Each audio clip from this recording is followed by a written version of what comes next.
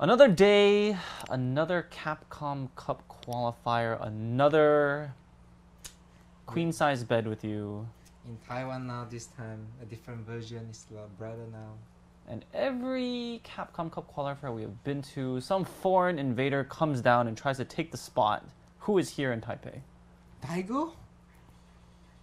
Are you serious? No, he is busy signing checks and signing books. Instead, another top player has come for the crown. It's Fudo. It is what we've been doing all 3 days here, just eating food, getting fat, and then getting the diet pills. Fudo is here. To try to qualify for the Capcom qualifier slot. Yeah. And it's probably high chances that he will be qualifying. He's definitely one of the favorites. Have you ever seen the two of them fight, Fudo and the local hero Gamer B? They fought in the Topanga Asia League. And how did that go? For people that, that didn't see it. 7-2 or 7-3 if I didn't forget. That was pretty bad. Who won? Fudo won.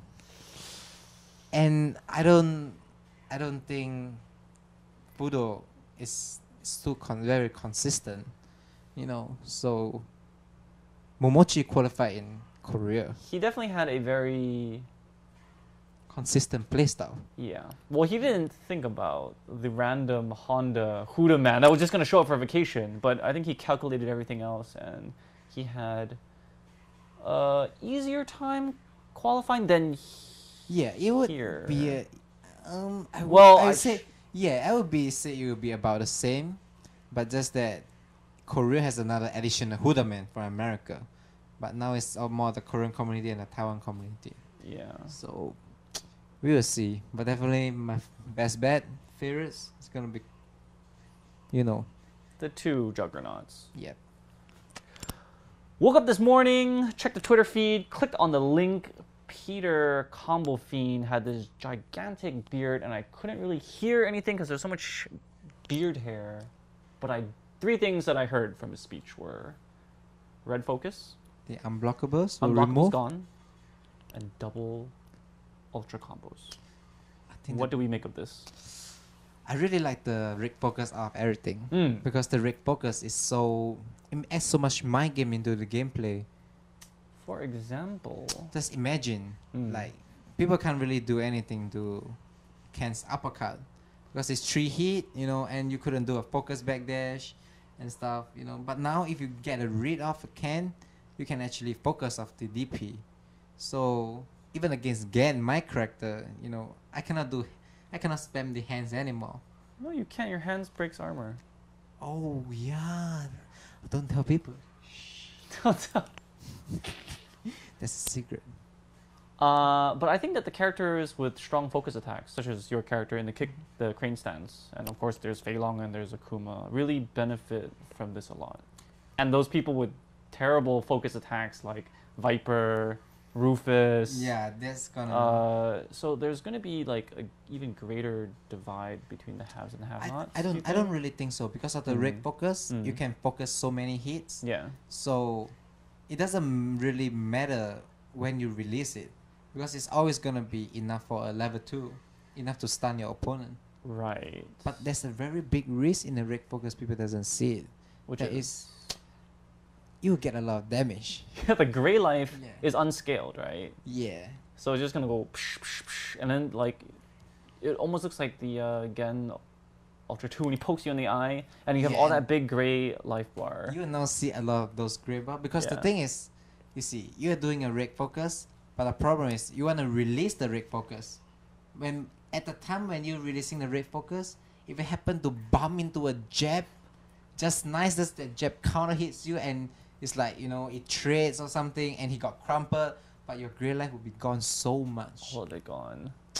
Imagine Seth running into Zangief's lariat or something, and then you just... Oh, yeah. You never ever use the rig. Entire game, I would never see you use the rig focus against Zangief unless you're... What move are you reading of a rig focus? I can see characters driving... You corner your opponent, then you do the red focus, and then you're just charging up, and they can't do anything because they're sort of panicking.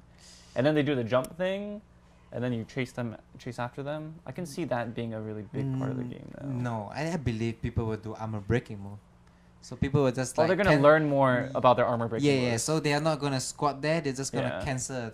Akuma just cancel crush Minokin into Tatsu and armor break it. We saw that with Tokido doing against PR Balrog. Yeah. What about this double ultra system? Which characters benefit most from having the option of having 2 ultras, even at the in exchange for the lower damage? Actually, I'm thinking that for a while after I saw it, I was like thinking for Gen will have 4 ultra. 4. It's like that's like so interesting. Like, I know this time gonna be really good, but I think about it again because of the reduced damage reduction. Yeah, and the usage of the ultra tool for my character is not. It's not as much.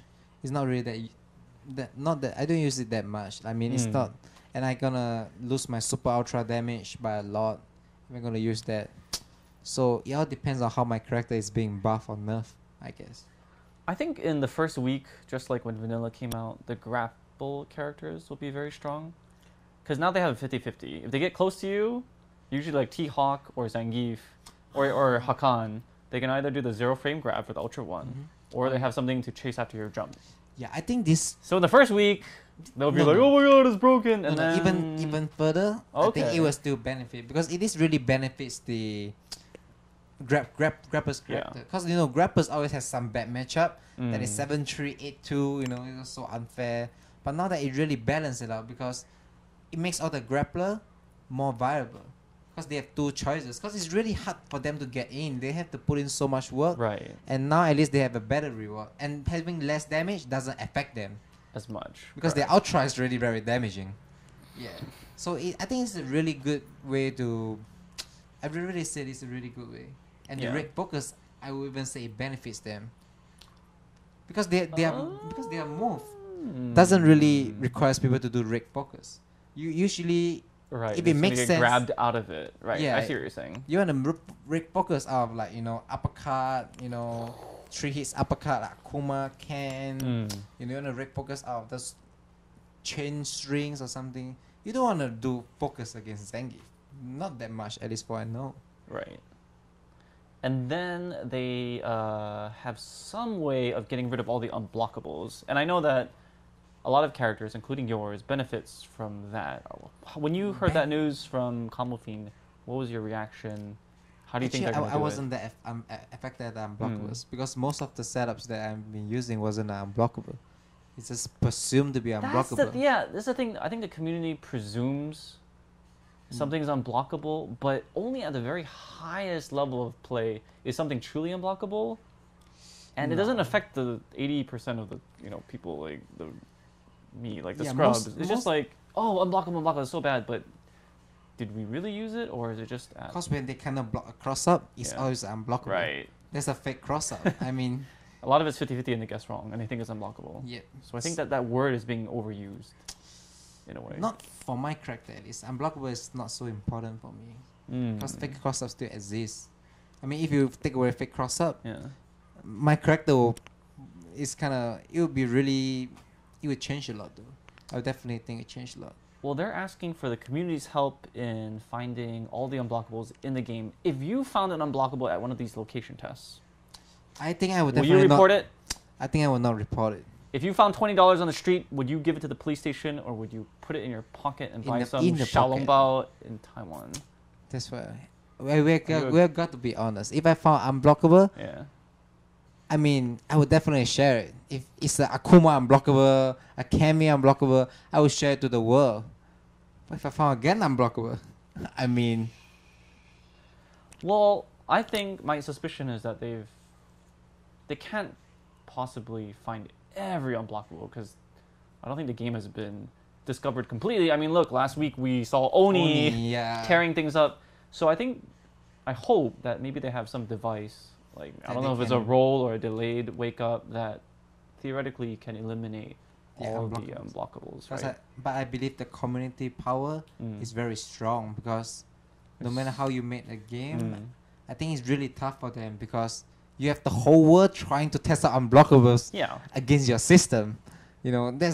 it's just like, you know, it's just like a computer. It's a good You know- crowdfunding thing. It's like a Kickstarter for finding things, right? We're using the community power, like Goku, we're getting them. It's easy to get virus rather than antivirus. Just as simple as that.